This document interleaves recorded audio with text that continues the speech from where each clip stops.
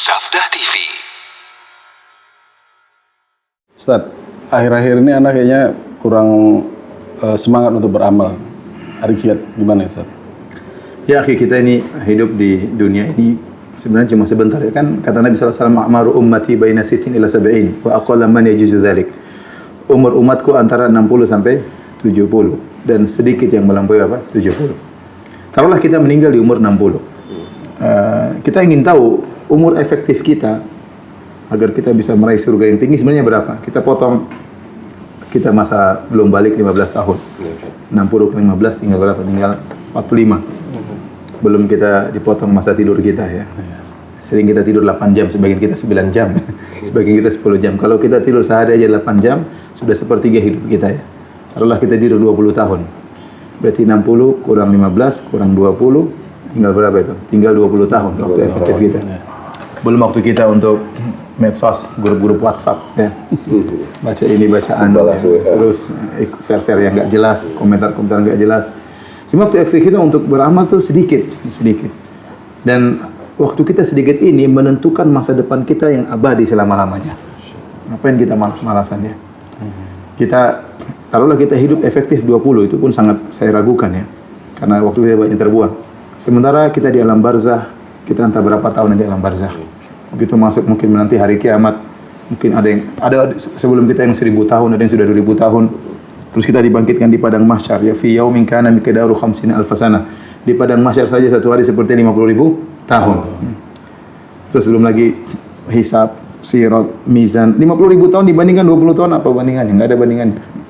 Kemudian masuk surga atau masuk neraka dengan kehidupan yang abadi.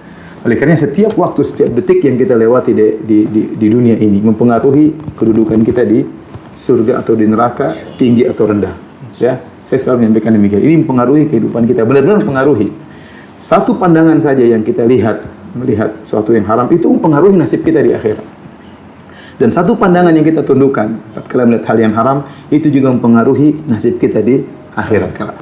Makanya Ibnu Umar berkata, "Idza asbahta fala tantadhiril masa wa idza amsayta fala tantadhiril asbah."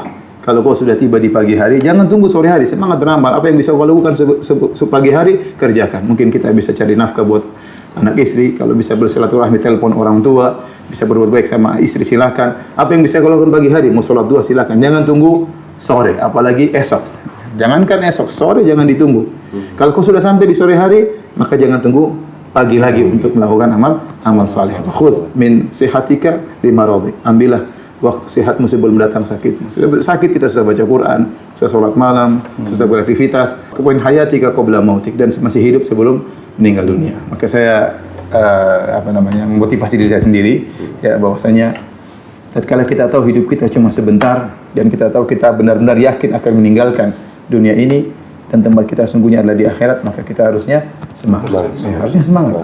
Makanya kalau terbetik dalam hati kita ingin melakukan kebaikan, jangan tunda-tunda. Tadi nasihat siapa? Ibnu Umar. Jangan tunda-tunda.